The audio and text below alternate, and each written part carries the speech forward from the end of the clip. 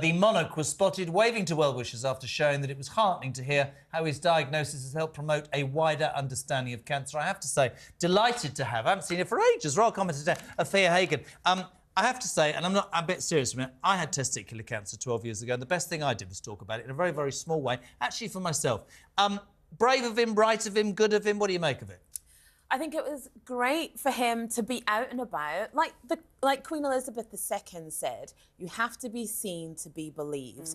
And I think he knew what he was doing in releasing that really, really heartfelt statement on Saturday night and then making his way to church on Sunday morning with Queen Camilla. Royal Watchers definitely heartened to see him up and about, because earlier on in the week, of course, we were told that he was very tired after that initial treatment that he had at the beginning of last week on Monday, went back to Sandringham to have some rest.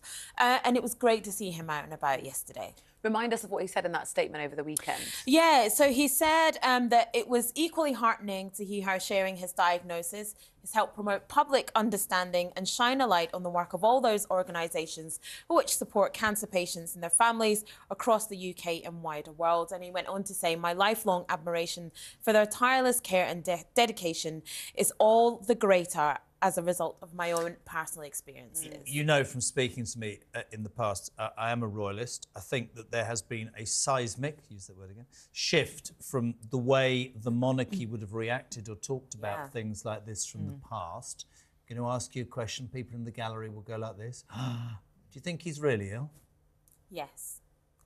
I think that for someone to make this Because I actually do, for speaking, I'm with you. Yeah, I think it would be a real reach for someone to make this kind of thing up, especially a head of state. I'm not saying about making it up, I'm saying, do you think people are going, oh, it's great? I actually think he's probably quite ill with it. I don't know. I think he probably is. I remember his age as well.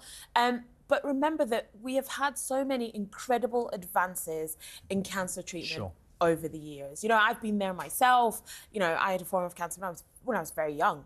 And if I look at the treatment I had then to what I would have now, you know, completely different. So I think we have to be positive. You know yourself what it's like. You have to be positive.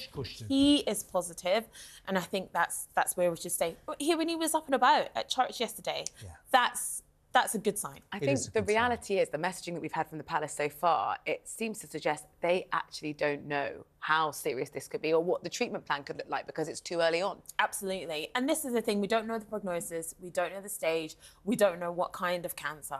There's only so much that we can kind of speculate on, but we can take some good signs from what we are seeing. You know, yes, he was tired at the beginning of the week, but he was well enough to be in a car, be in a helicopter, not being transported by ambulance. And we saw him up and about walking to church yesterday, shaking hands with the minister there. He was in service with other people, so he isn't necessarily in a lot of isolation. Yes, he will be doing his weekly meetings with Rishi Sunak via telephone, but he was up and about yesterday. It's great. I keep having in my head this thought that some people who are anti-royalists, when like what I'm about to say, spent his life waiting for something that was his destiny, and I hope he's not too ill. But we'll certainly keep you. Afua, thank you. Afua, I'll get it wrong.